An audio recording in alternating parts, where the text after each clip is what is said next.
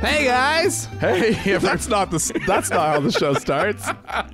you miss a week and you're just off to the moon. Hey everybody! Hi guys, well from snowy Salt Lake City, Utah. It's Thank God I'm Atheist. The podcast. I'm Frank Feldman. And I'm Dan Beecher. And coming up today, we're going to be talking about a situation that happened with the LDS Church. Yeah. And a woman who had her temple recommend, if you know what that is, you'll understand how important this is.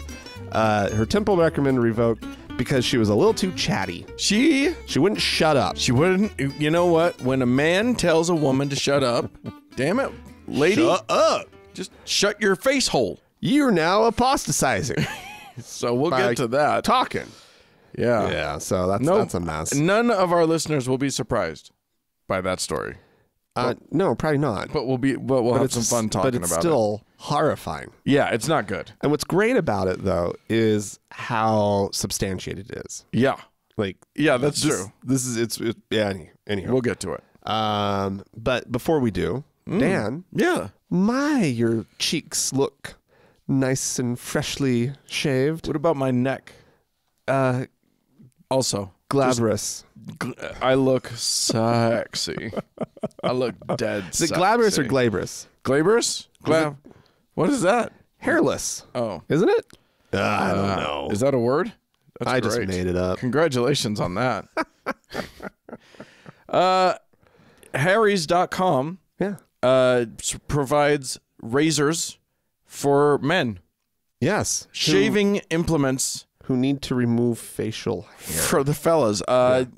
You know y'all do it. We do it. Everybody does it. Yeah. Whether you take it all the way off your face or like Frank and I leave some. But you have to hit some spots still. You got to stay trim, fellas. Yeah. None of this neckbeard stuff. Nobody likes it. Nobody wants it. Don't be a neckbeard. So the way to do it is to go to harrys.com/TGIA. Yeah. Which is easy enough. Huh. You tell them, you sign up, you get a free packet from them. Just because you know us. Just because we're your hookup. Indeed. You tell them, hey, Frank and Dan sent me. And then you get the razor, you get the you get the cartridge. It's a 5-blade cartridge. Which is unbelievable. It's so comfy. Talk about a smooth shave. Comfy? Is that the right word? It's you barely notice. It just glides along. Yeah, I know. You get the great shave gel that we like so much. I'm a big fan of the shave gel. Oh my god, yeah. That stuff smells good. It's a good smell. It's and just a really nice works into a nice lather. It's highly effective. Thick foam. Yeah. It's very good. And then and there you go. You've got You got clean cheeks. You got a travel thing that comes along with it. You got a good handle. The handle's nice and sturdy and ergonomic and stuff. And then you take care of yourself. It's cheaper than your grocery store blades. It comes to you. So you sign up once. You let them know how often you're going to need it. It just comes to you. But try it for free. You lose nothing in this. You just pay shipping. Yeah. And it's a $13 value, Dan. Yeah, that we're hooking you up for free if you go to harrys.com/TGIA. That's it. That's all you got to do. Boom. Done. All right. I just did, anyway. All right, I got a story, Dan. Okay, what do you got? Not too far up the pike. Okay. To Idaho. Boise, in fact. About six hours from here. Boise. Bois. This is not how you pronounce it. Boise, Idaho. It's a city. It's the capital. Indeed. Yeah. It's a nice town. Yeah, I've had fun there. Yeah. What's going on? Well, they are Idaho is one of the states that has a medical care exemption for faith reasons. Oh, we did talk about this a little bit ago. Yeah, like last year or something. Oh, they just passed that law not too long ago. I didn't realize it was so recent. Ladies and gentlemen, we don't listen to our own podcast, so we don't always know what we've talked about and what we haven't. Well, nonetheless, this has actually been going on for quite a while in Idaho. They didn't really need the law, Right. because there has been this group called the Followers of Christ, which is one of these splinter groups that believes in faith healings and God's will be done. Right. They don't use contraception of any kind. You have as many kids as you can. God wants you to. And you let as many of them die as God wants dead. Right. Because you don't take them to the hospital for eminently treatable problems. Yeah, exactly. So they estimate God loves a good neglectful parent. child advocates, right? Estimate that 183 Idaho children have died because of withheld medical treatment. Jesus Christ. Since the 1970s. That's a lot. Yeah. I mean, like 2 is too many, Yeah. but 200? Come on. Yeah, I know. That's ridiculous. And these And criminal. Should be criminal. This is neglect. This is child neglect. It is manslaughter. Yeah. It is. It should be treated as such. Yeah. Well, there's a movement in Idaho to change this law. Oh, good. People are protesting. Just this past week, I think it was, a man had crafted 183 small coffins that they dropped off on the steps of the state capitol. And people want to see this changed. A number of states have recently changed these laws. I don't remember off the top of my head. I remember some of them. I don't remember all of them, but like Hawaii, Oregon, Tennessee, which kind of surprised me, and a handful of others have all revoked these laws. And I've realized that the care of the child is what's important, and that this was really not thought through back in the 70s because this is when there was like a movement in this country. Right. And all but like a handful of states passed laws allowing medical exemptions for faith reasons. Well, and it's horrifying. It's one of those things where there is a slippery slope problem with this, because what they want, it starts with like, I want a medical exemption because my faith doesn't believe in immunization, or my faith doesn't believe in blood transfusion, which is the Jehovah's Witnesses, and my faith doesn't believe in blah, blah, blah. And now that we have science and we can say, no, your child will die if you don't do X, and your child will likely live, has a 90% chance of living if we do X. Well, then if you don't do X, you're killing your child. Yeah. You're making a choice to kill your child. So that's what we call not acceptable in the world. In a modern society. Yeah. So, I'm going to transition from this. I'm going to segue, because my first story is along similar or interesting lines. Did you have more that you needed to do? No. Okay. I feel satisfied. Let's continue talking about this subject, because the rights. I'm going to read a quote. This is from a lawmaker in Iceland. Whose name I am not even going to attempt. We'll just Fair enough, Dan. We'll just call her. Those people have crazy names. A lawmaker from a center-right party in Iceland. They have a center-right? They seem to. It's what they call center-right. But probably what we call... I got news for you. Their center-right party... Extreme liberal is called the Progressive Party. Oh, wow. So... well, there you go. Take that for what it's worth. So her quote is, "We are talking about children's rights, not about freedom of belief. Everyone has the right to believe in what they want, but the rights of children come above the right to believe." So that's an interesting quote, because it pertains perfectly to your story. It does. Yeah. This is a story about a new bill that's being put before the Icelandic parliament, where that could impose a 6-year jail term on anyone who, quote, removes part or all of a child's sexual organs for non-medical reasons. Oh. They already have a law for female genital mutilation. Okay. This is for circumcision. Oh, wow. So it hasn't passed yet, but it seems to be have a lot of support in the country. Now this is Are there many Jews in Iceland? No, but there's actually, so it's a country that only has about 336,000 people total in the country. Only 250 Jews total, but 1,500 Muslims. Oh. And Muslims are actually the largest circumcising group in the world. Yeah, they would be. Yeah. A lot of people don't think of that because for whatever reason we just associate it with Judaism. But Muslims do it pretty much universally, and there's a lot of them. I don't know if you know that.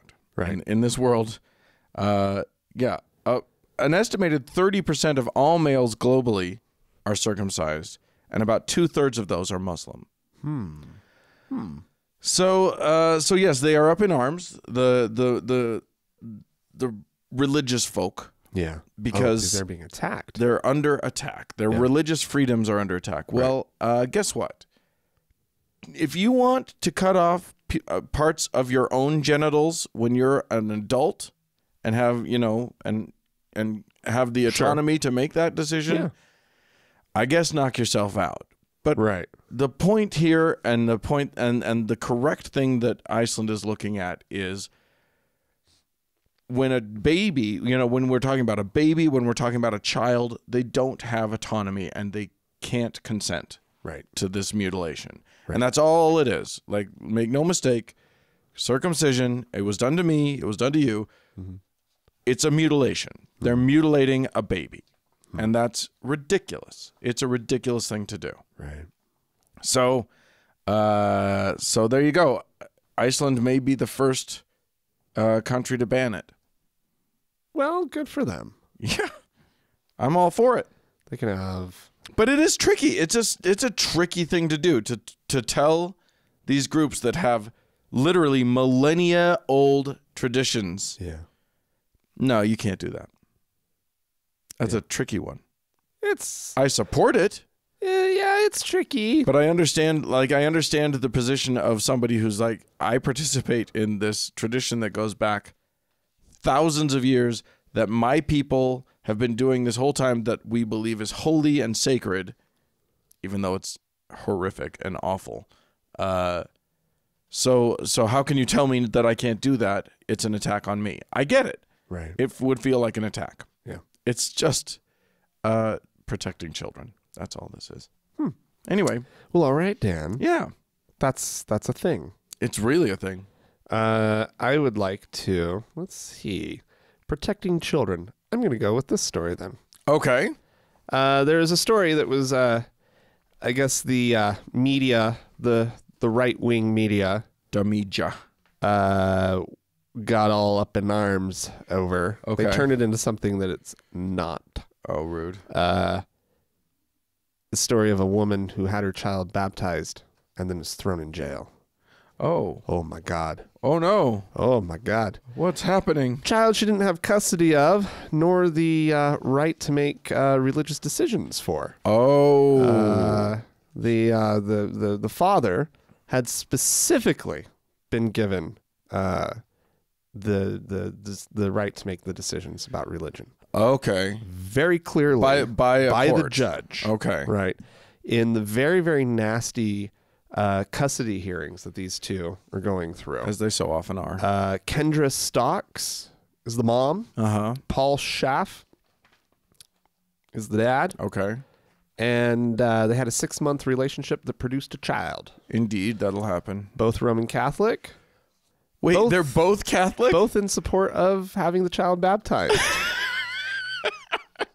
Fucking idiots. Okay. Keep going.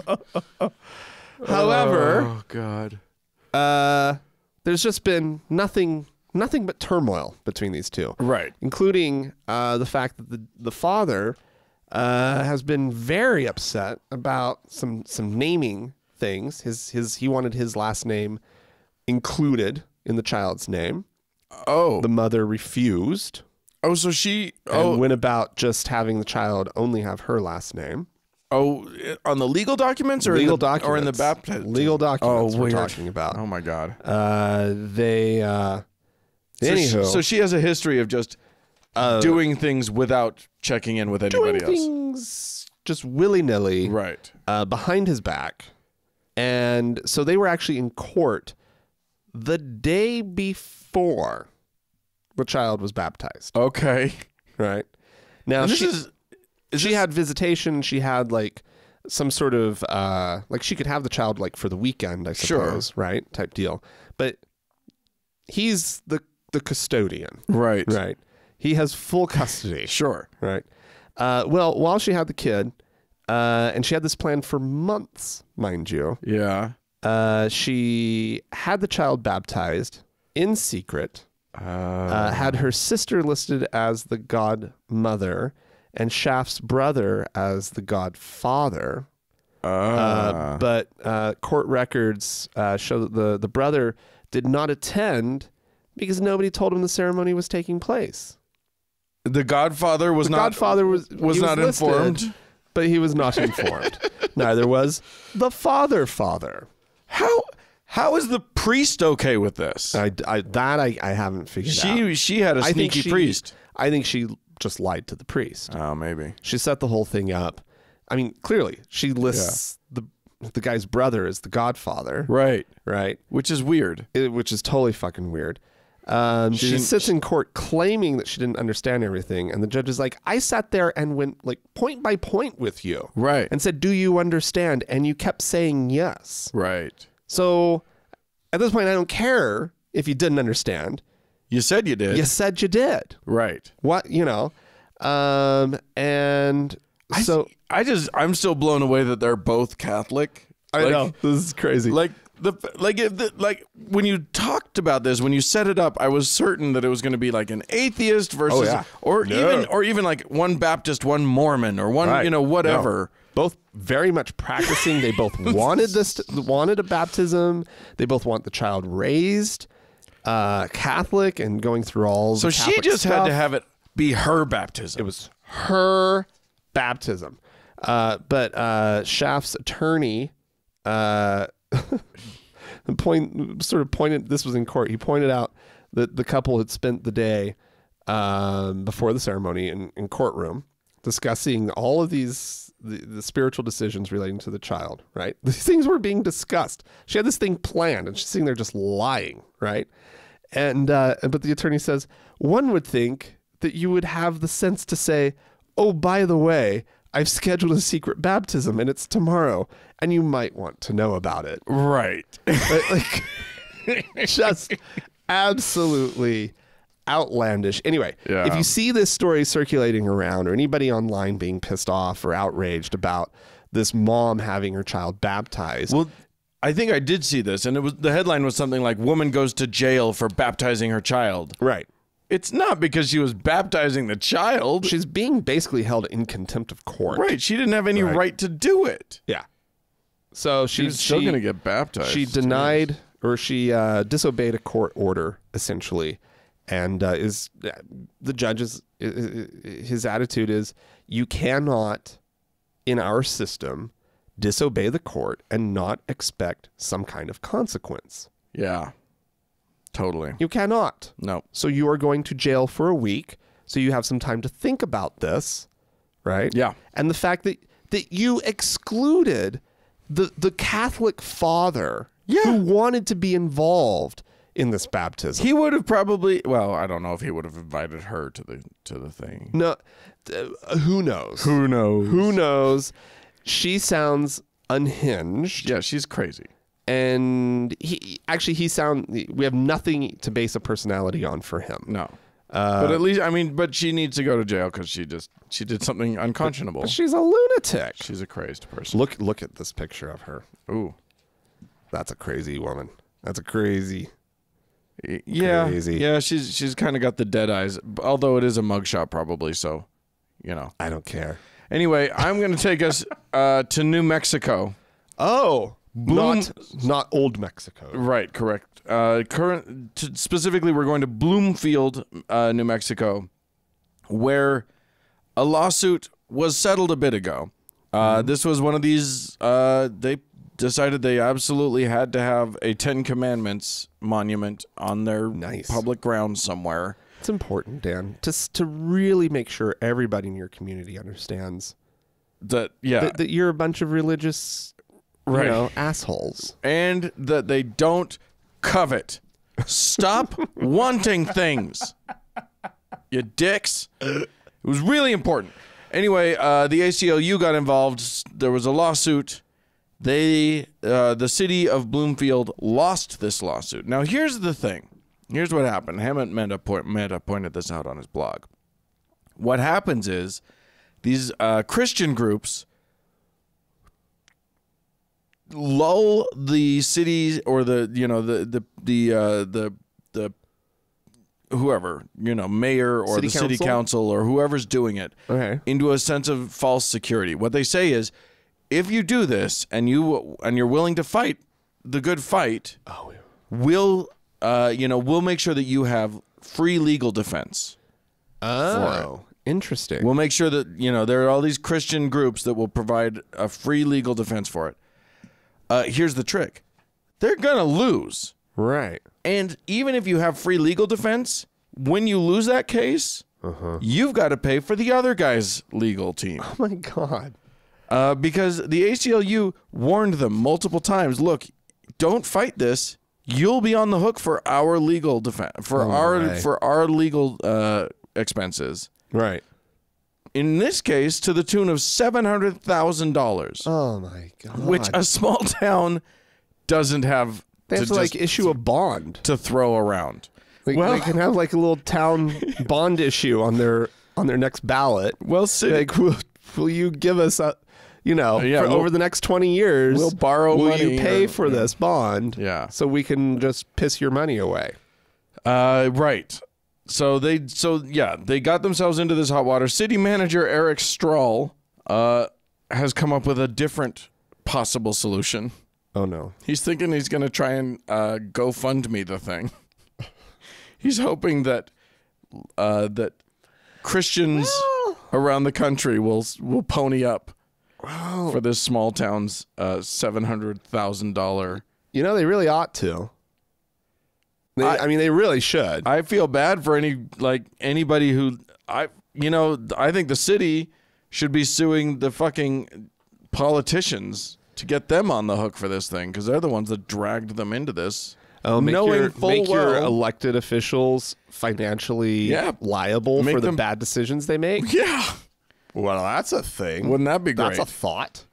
Wouldn't that be a thing? Because they had no business fighting this fight. They were warned. They were told. They were shown precedent that this was not going to go well. It was going to go different this time. This was going to go all the way to the Supreme Court, and you're going to get to keep your 10 Commandments. Is that what they told him? They did try to take it to the Supreme Court. The Supreme Court said no. No. We're not going to hear that. All right. Well, cool. So there you go. Dan, I just want to tell you, we got segues galore. Oh, really? Really? It's like we planned it. I have another city council. It's almost like we prepared the show. Which that actually makes it sound like we did. We didn't. We didn't. Not at all. Except for our stories. Yes, indeed. Yeah. We prepare. But we don't tell each other about just the thing. Fitting together so nicely. I have another story about a city council. Oh, good. Dan. Great. This time in Texas. The land of Tejas. Oh, boy. This could go any direction, Dan. Well, Texas usually. There's one or two. There's not a lot. Plano, Texas. Oh, God. Okay. Right. That's part of the Dallas-Fort Worth Metroplex, if I'm not mistaken. No, it's a little bit to the east of it. Just outside of it? Maybe a little northeast. Okay. Maybe if memory serves. Okay. My Texas geography is not perfect. And who the fuck cares? Go on. But Plano, Texas, for Plano Americans. Let's see. So the city council, it's a heavily Republican town. No surprise there. Right. A city council member posted a anti-Islam meme. Oh, God. Onto his Facebook feed. Sure. It says, share if you think Trump should ban Islam in American schools. And it has a picture of a girl doing schoolwork with a hijab. Does he mean like ban Islamic Islam. students? No, just get Islam out of the American schools. Meaning what exactly? They don't. It's not know. like they're teaching Islam in the schools. But get that damned headscarf That's what out of the schools. And preferably the brown people too. If we can get rid of them, that would be good. Hey, you know what? If we get rid of the crosses that kids wear as well, Yeah. why not? Yeah, exactly. But that's not what he's saying. No. He wants to pick on one group. Right. And anywho, I don't even think if you asked him, I'll bet he wouldn't be able to tell you what he means by that. he just liked the sentiment, the general sentiment. It just sounded right. Yeah.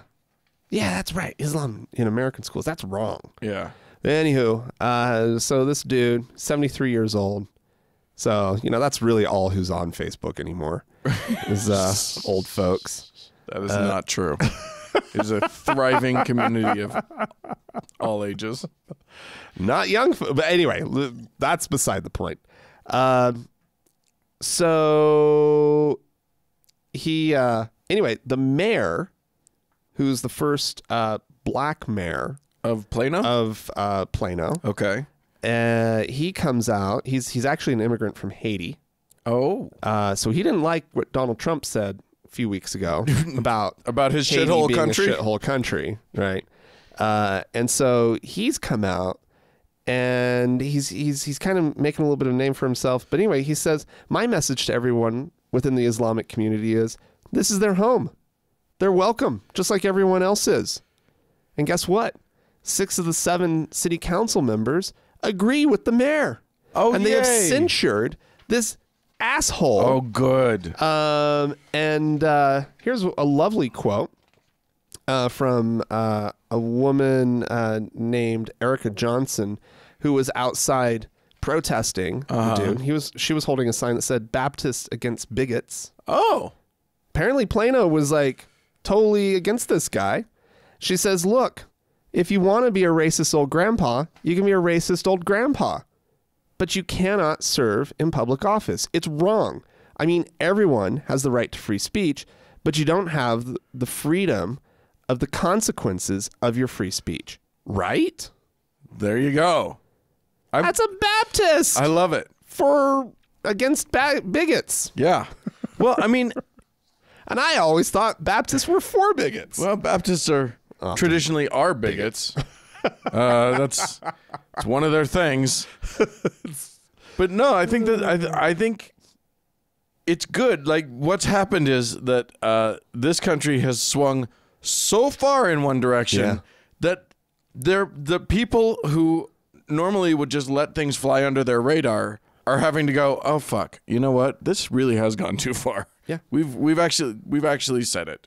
They're actually saying it out loud. All these things. The decent human beings who we know exist on both sides, of the political spectrum, right? Who have been dormant, quiet, are finally just because it's coming from their side. In this case, the Republicans.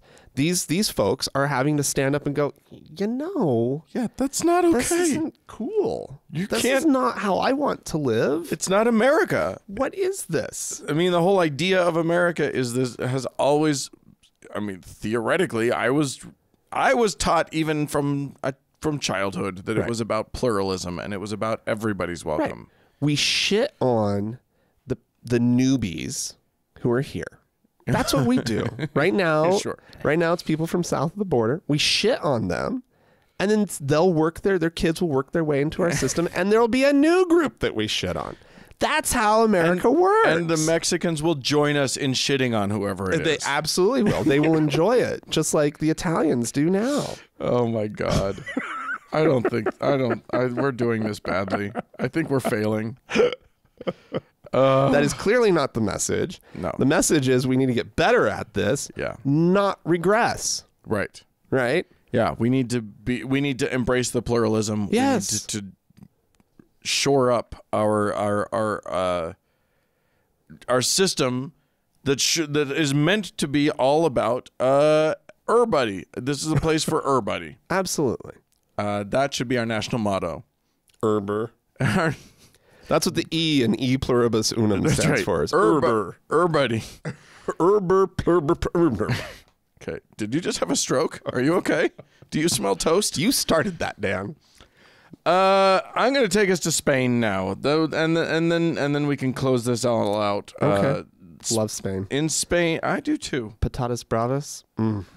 Who doesn't like a lovely nice Rioja? a little bit of tapas? Absolutely. Oh, yes, indeed. In this case, a statue of our Lord and Savior Jesus Christ. Oh yeah. Which had been around for a long time. For a couple hundred years, this statue has been around. Mm-hmm. And it hasn't always been at the same church, but they were going to restore this statue. It needed some work, getting a little shabby. Yeah. And then the group that was doing the restoration, a Madrid-based group called Da Vinci Restauro, was doing. They took it down, and as they were sort of taking it down, they realized, hey, is that something in the butt? Somebody put something in Jesus's butt? There was a note. There was a note. 2 pages, back and front, handwritten. What? From 1777.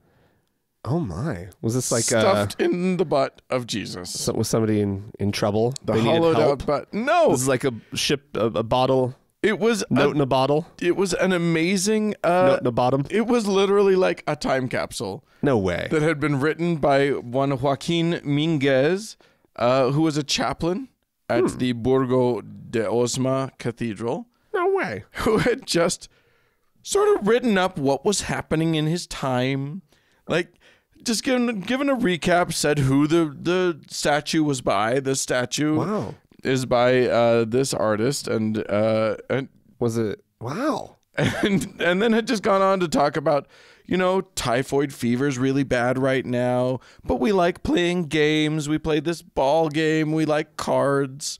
The Inquisition's still happening. Like, he just sort of touches on all of these cultural touchstones. No way. And then shoves it in his butt. That just goes right in Jesus's butt. He's like, King Carlos III is on the throne. The Spanish court is in Madrid right now. And this goes into the butt. Well, I mean, seems like it was a safe place. Yeah.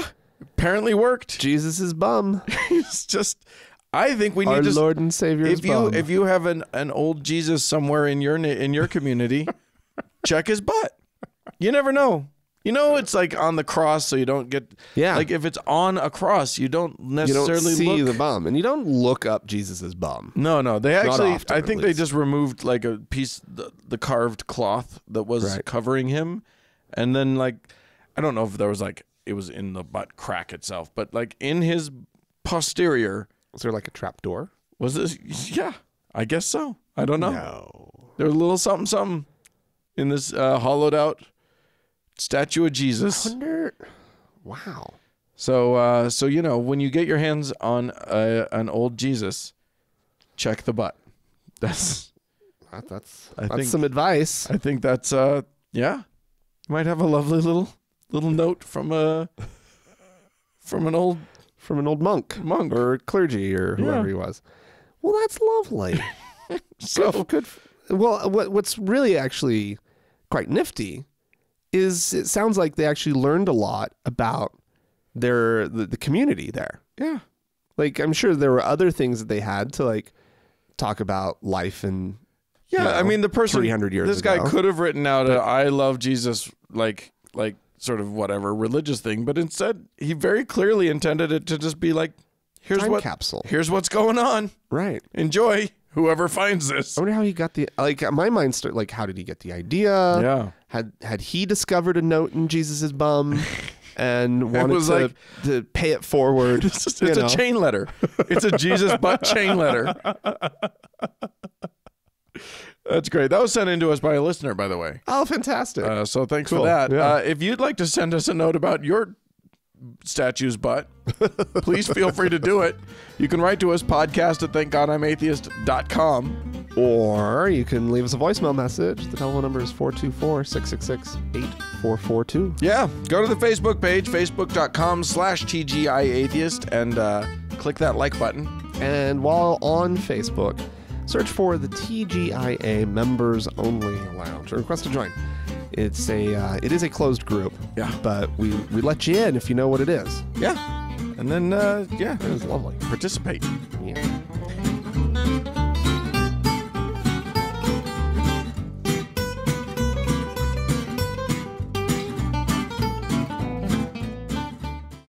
Hey, Dan. Yes, sir.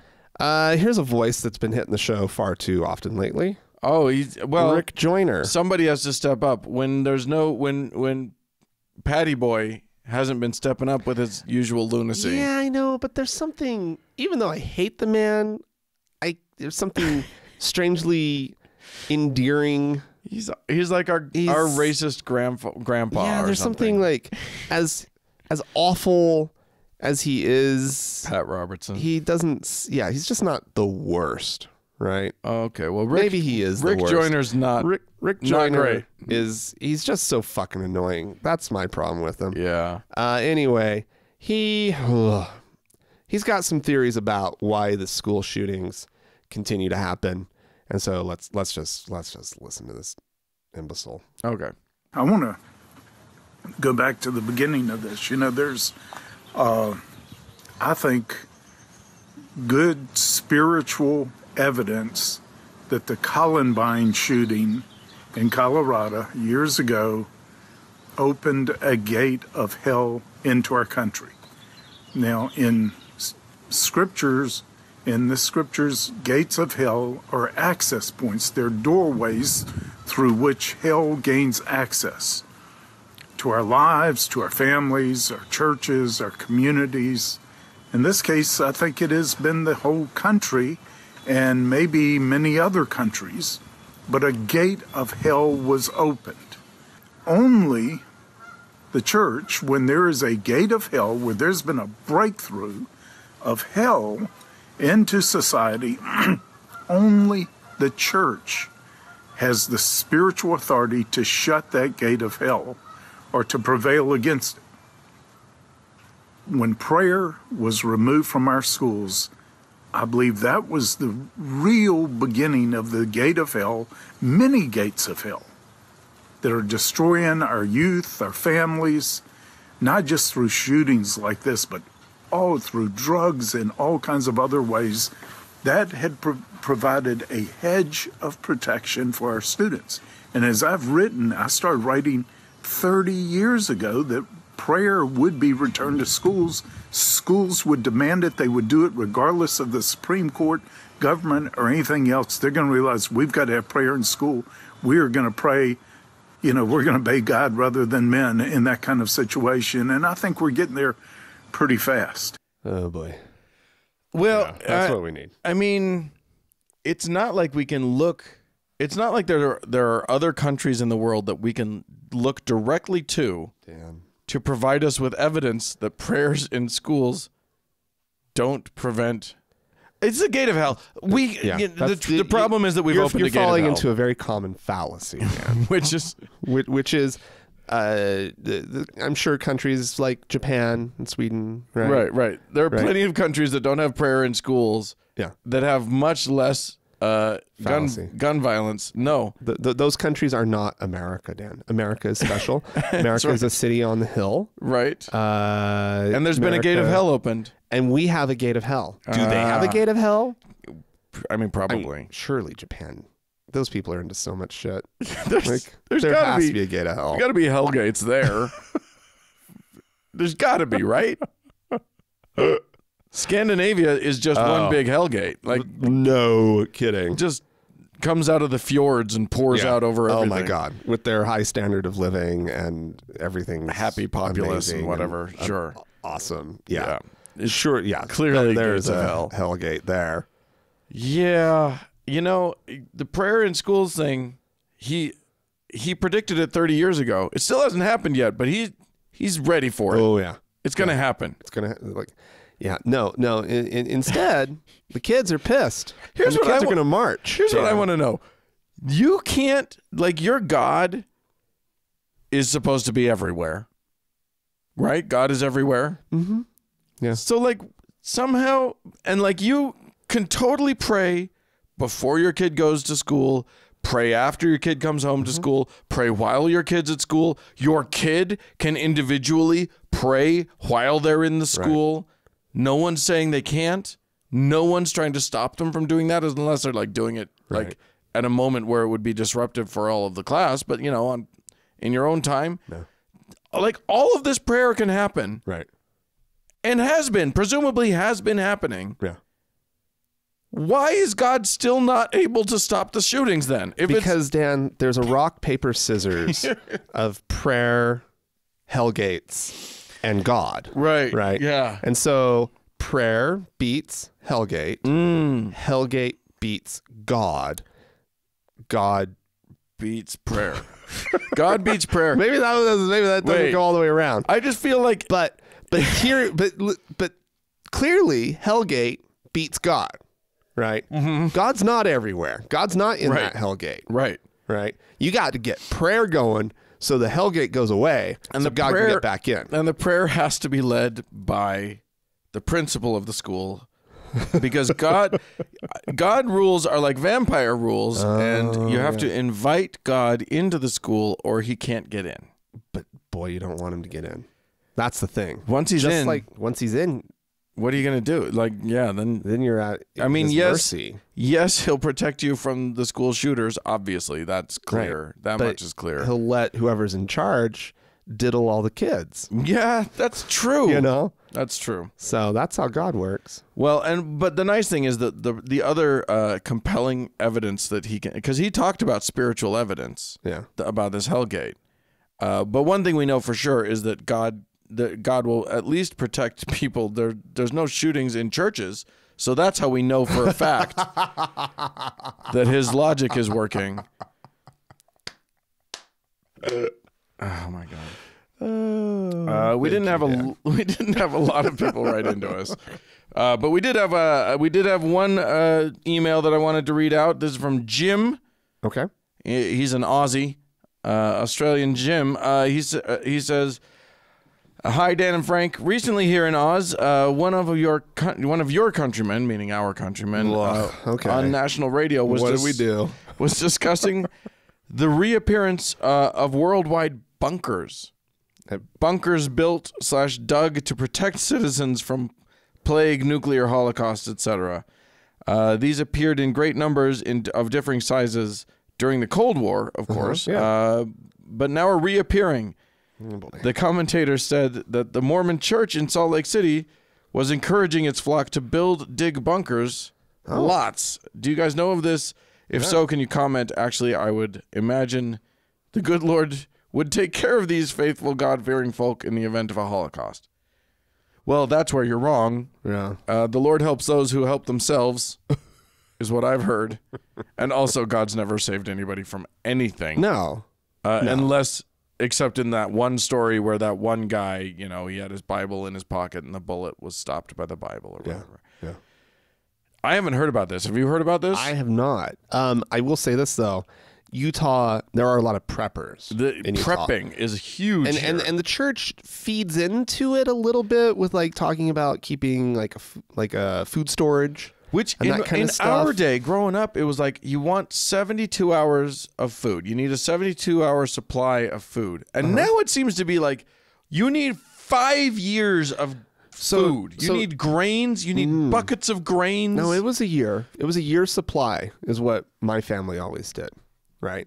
So we had buckets and buckets and buckets out in the garage. This was when I was a little kid. Wow. So, I mean, they've been preaching it for a long time. And I remember my parents...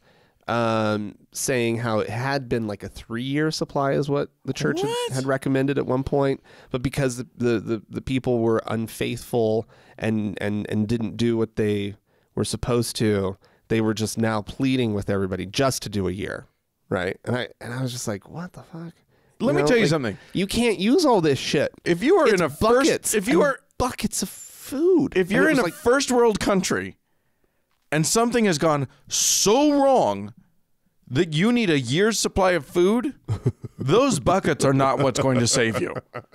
If something has gone so horrifically awry, you're already dead. There's no way that in a country Really? as geographically huge as the United States of America, The only thing that can save you is your willingness to consume other human beings. right? That's that. You have to go cannibal. Let me tell you to something. get through that. My year's supply of food is Frank.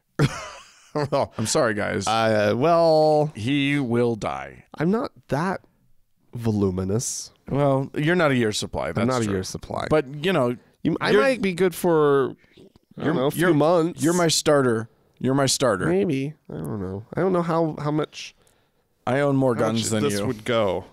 You and I are both gun owners. Is that weird? That's pretty weird. I have an antique. Yeah. Well, mine are. Yeah, a couple of mine are. One of mine. Theory could shoot, but I would never go out. And Oh no, shoot you wouldn't shoot that thing. it. No, That's it scary. would blow up in my face. Yeah. Mine are all in working condition, but also old. But I could take it to a gun expert, I'm sure, and he could tell me if and what I should put into it. I think it just is so massive. It would have to just blow my shoulder off. It's not quite old enough to be a blunderbuss, but it's getting there. But nonetheless, yeah, Dan. There's a lot of prepping happening. There's prepping. Yeah, let's just get back and to this. if you this ask email. them what they're prepping for, oh, it's coming. Yeah. You don't know about it, but it's coming. Well, the But government's going to turn on the people, or the government's going to dissolve, Right. or something along those lines. which is There'll why be they chaos. need. Which is why a family of 4 needs 16 guns and an entire garage full of unmilled wheat, Yeah, I know. which they have no idea how to eat. Oh, we had a little hand crank Grinder. grinder, Yeah, and I doubt that they. I mean, like crazy town. they're figuring they'll use their KitchenAid or whatever. It was the worst bread ever. My mom would make homemade bread with that shit. She would grind the wheat, Yeah. and then and it was just awful. It was gritty, just terrible flour, right? That she'd get out of that shit. Yeah. Well. But yeah, so I think maybe that's what they might have been alluding to. It's just sort of this prepper mentality. And it's so prevalent and it requires religion to get to this point. You have to believe that there is a biblical level apocalypse coming. Were you in the car, Dan, when I remember driving, I think it was with you, we were heading north on I-15 and we stopped to go to the Costco in like Centerville, wherever that one is, right? Uh-huh. And I don't remember what we were grabbing at Costco on our way north. Sure. But there was sort of in the same shopping area, there was one of those prepper stores. And there was there was one of these bunkers.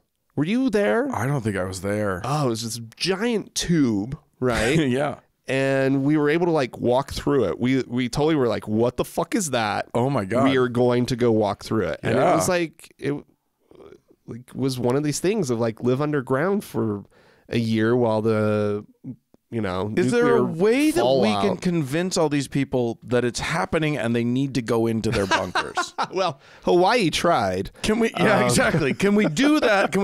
Is there a way of talking directly to them? Are there still people in Hawaii stuck in their bunkers? There might be.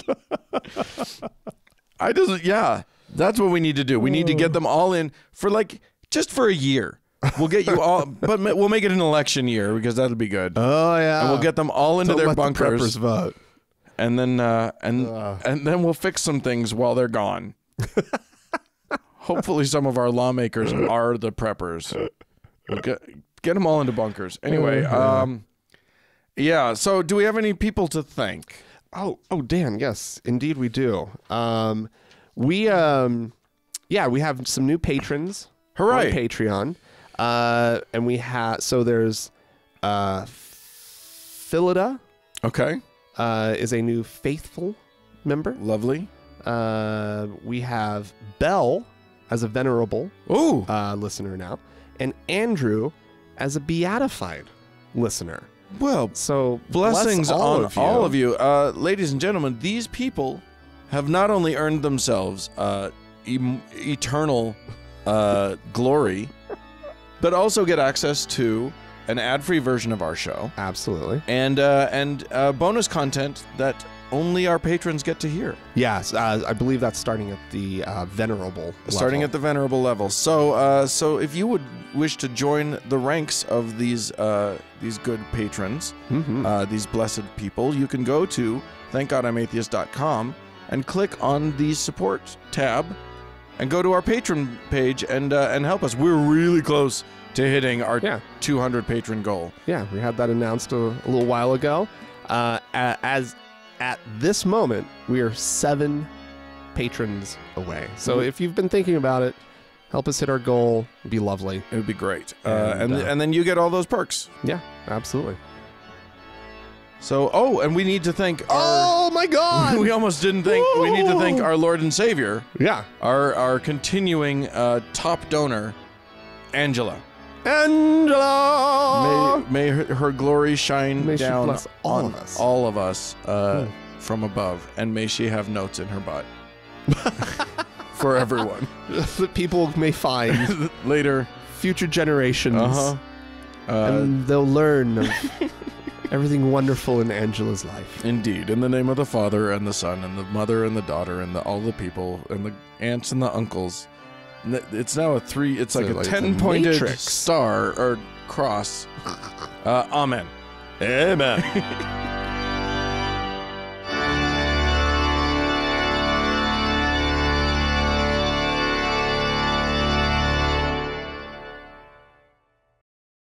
Daniel, Yes, sir. the LDS Church, The Mormons. the Mormons, of which we were once members, They're just over there. they're not far away. On my way over, I drove right by the temple. Right past the headquarters, the big HQ. I hate driving by it. I love it. I don't. I go there all the time. I know, it's really odd to me. Oh my God. I've had a lot of resentment that's bubbled up recently about the LDS Church. Well, because I've had a couple breakthroughs. they're actually. dicks. Yeah, they are. Yeah, Yeah. that's Yes. true. That much is absolutely undeniable. And I won't get into them now. Maybe we can talk offline. We'll get Maybe into I'll share them someday. Oh, sure. But yeah. Well, we'll get into one of our objections now. Yeah, let's do it. So this is a story that Channel 2 here in Salt Lake broke. Which is like, the local news channels Or it's an exclusive of theirs. have paid a lot of deference to the church. Yeah. It's rare that they challenge the church on anything. Yeah. Because technically, what happened was some audio recordings hit Mormon leaks, Yeah. right? These were recordings made by one, I'm going to say Tiercy. Do you think that's how you say her name? Yeah. Tiercy Hadlick. She was at the time an active member of the LDS Church. And she, after having at least one terrible conversation with her ecclesiastical leaders, she decided that she was going to record them on her phone. And so, which is legal in Utah, as long as one party knows. For a second. It's legal for now. For now, however, there is opposition to it, and they've actually dropped the bill. Oh, really? Yeah. There was a bill that was trying to make its way through the courts, and that had the support of the LDS Church, which in general means it automatically passes. And you say support of. Basically, this was at the behest of. Right. They wrote it. Yeah. The LDS Church wanted, because of situations like this that get them bad press, they wanted to make it so that both parties or all parties had to agree to be recorded in any recording in the state of Utah. Right. Clearly, that's, if you're a whistleblower, that ain't good. That sucks. Right. So anyway, the recordings are not nice to listen to. The snippets that were in the story, though, on Channel 2, That the TV played, were pretty gross. So basically, what was going on is Hadlick was going through a divorce. Yeah. Her husband had emotionally cheated.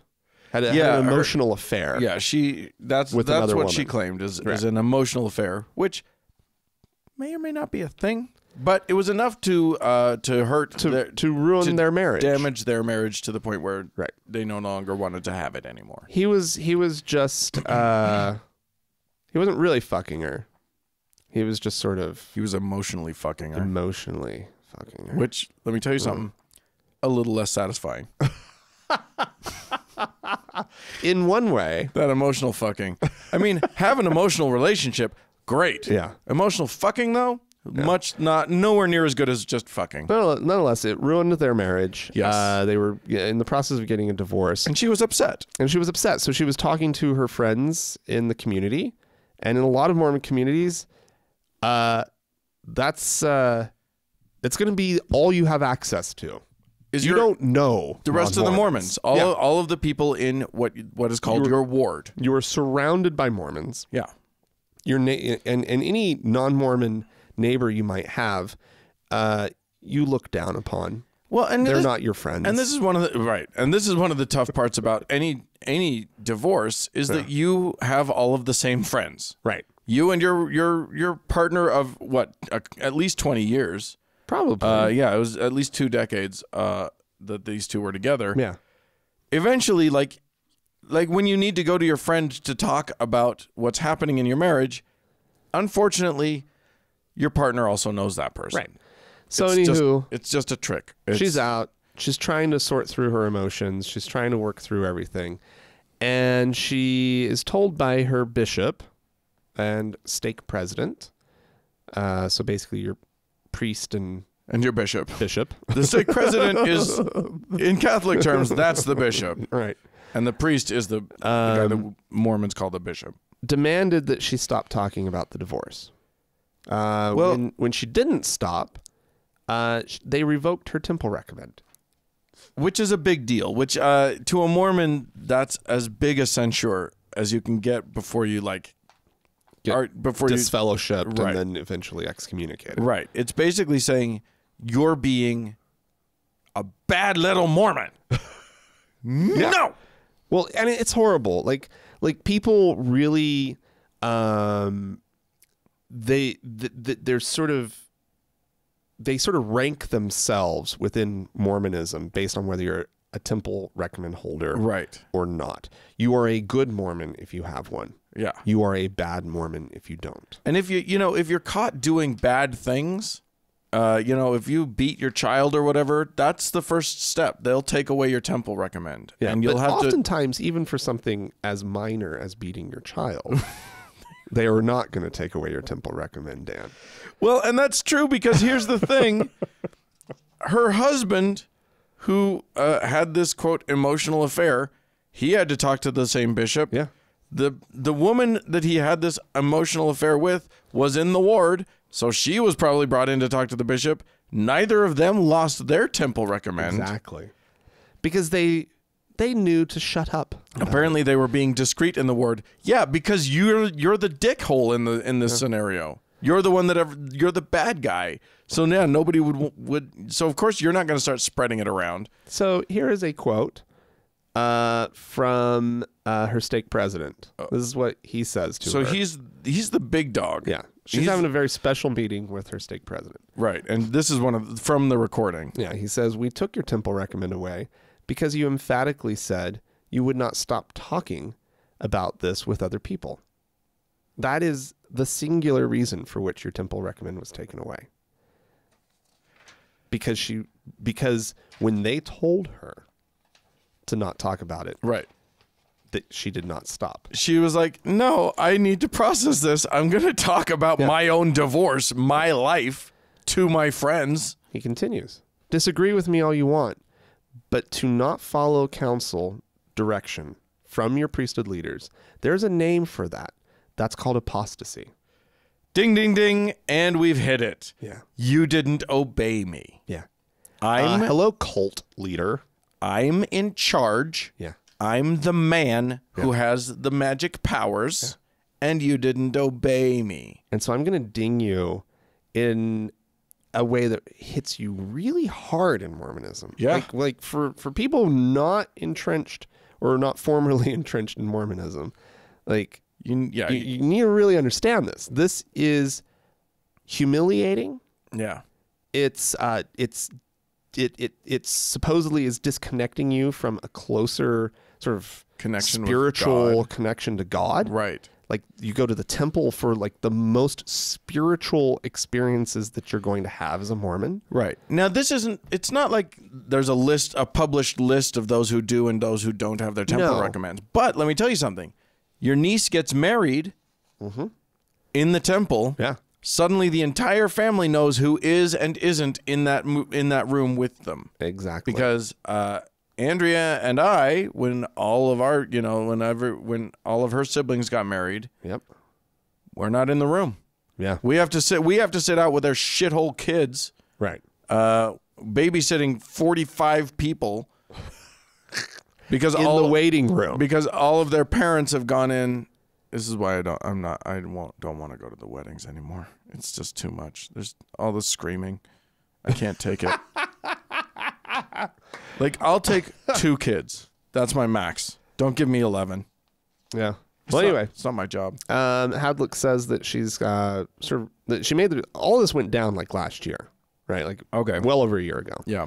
But she's speaking out because she feels like the Me Too movement has made her more emboldened. Yeah. To bring up the issues Tell her story. of women being abused in these situations where men have all the power. Well, and also she said that she saw this bill trying to pass exactly. that was going to shut this down. And she was like, no. Look, this is why it's important. Exactly. Yeah. Not that, I mean, it's pretty rare that a Mormon will whip out a recording device and actually record something that their leaders are saying. But she knew that she was being treated like a cult member. Yeah. And she was like, I'm not okay with this. Right.